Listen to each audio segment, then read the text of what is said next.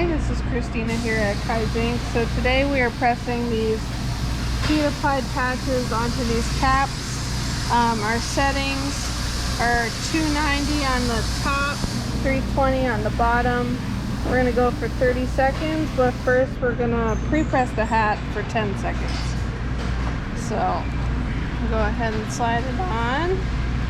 Now we're going to use this lever here to kind of hold it in place. Press it down, and it's not going to auto release, so we're going to have to manually release that. So that's going to be this little button here. So I folded the patch in half, and I found that the center of this design is actually on the side of this M here.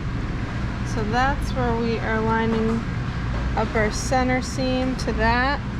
And then we have a little jig made here about 1/4 inch, and that's going to be our placement. Also we have this 1/8 inch piece of foam here that we're just going to carefully place over top, and you're going to close your press. Our pressure is set to 7. Sometimes it fluctuates between 7 and 8. And then we can wait for this 30 seconds and it should pop up by itself. And just to note, the pressure should be set with the foam insert in there. That's where you would adjust more or less, not based on pre-pressing the hat without the foam.